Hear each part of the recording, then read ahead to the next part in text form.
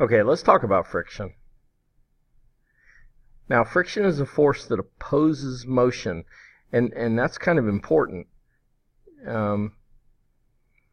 It's only present when there's motion or an attempted motion. You don't have to necessarily be moving anything in order to have friction. Now, the reason friction actually happens is microscopically. If you look at the bottom of something, let's say this is a cardboard box, and you look at something like the floor, what happens is microscopically they're not smooth. So what happens is these molecules want to kind of slide inside these and get to the lowest part. So therefore, when you slide them over each other, what's going to happen is when you apply it this way, what's going to happen is there's going to be a force that's applied back that way to counteract it. Now, there's two different cases with friction. There's what we call static friction, and there's also kinetic friction. Now, static is stationary, and kinetic is moving friction or sliding friction. Static friction is always greater than kinetic friction, and the reason for that, if you go back up to the picture here, is when I first try and slide something, what's going to happen is that over time, as it sits there, it's going to get to the lowest possible points between the two. So let's put the things even closer together like this. Let's drastically do it a whole bunch like that. Here's the bottom of the box. Here's the floor. Well, what's going to happen when I first push on the box? What's going to happen is I have to get this up over there first. So the first thing I have to do is get out of those lowest spots, and after that it'll kind of slide on the top. So therefore it's going to take a greater force to get it going than to keep it going. Now, the formula for friction.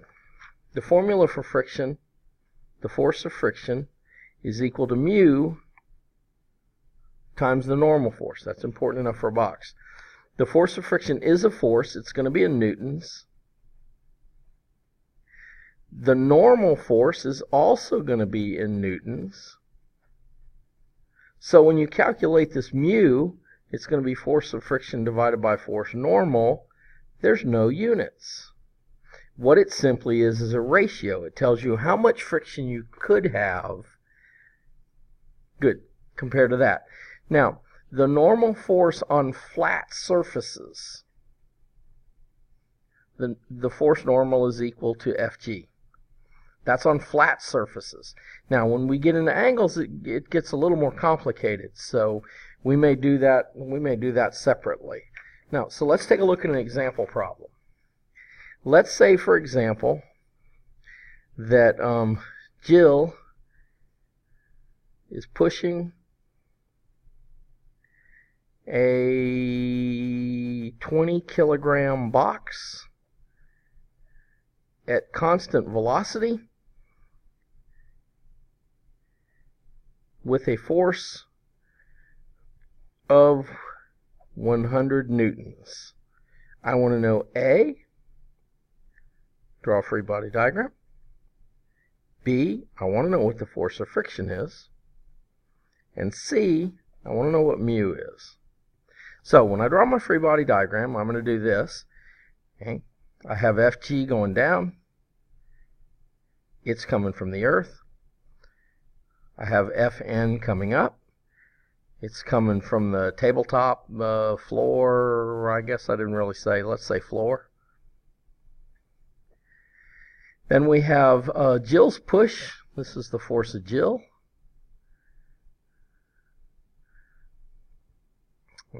I guess the force is coming from Jill. It's a push. We'll just leave it that way. Now, here's the key thing. That tells me something. That tells me that I'm dealing with a balanced force particle model. What that means is the forces have to balance. So therefore, since friction opposes motion, the force of friction is over here. We know those have to be equal. Constant velocity tells me those two have to be equal. Constant velocity means the forces are balanced. We already know that those two are equal because we're on a flat surface. So therefore, this becomes easy. The force of friction is actually just 100 newtons because it's that. Now, anything she applied above 100 newtons would cause it to accelerate, but we're not talking about that right now. We're talking about constant velocity is all we're dealing with right now.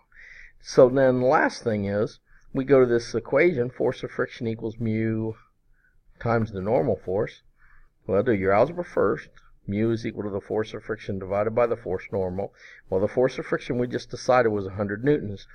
The normal force is the weight of the box, and that comes from that.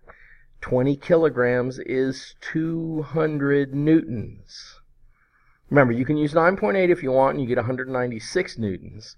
But it's nothing more than, remember, 1 kilogram is 10 newtons. So therefore, 200 newtons. Newtons go bye-bye. 0.5. Now, there are tables of mu, and you can look them up. It's going to depend upon the two substances in contact.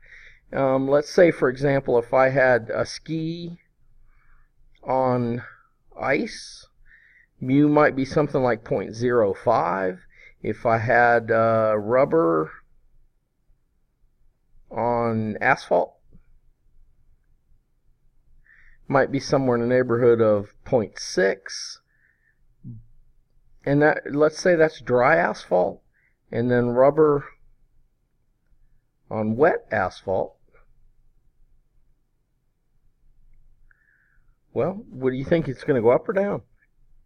Wait for it, wait for it, wait for it. Somewhere in the neighborhood of, I don't know, something like 0.40. So therefore, you have less friction on wet asphalt. You kind of know that already. But there's tables of all this stuff. Now, I just made these numbers up, but there's actual numbers for all of them. And you know, that. So we'll do a little bit more with this in class, and you'll investigate and calculate some coefficients of friction for different materials. That will be the next lab we do.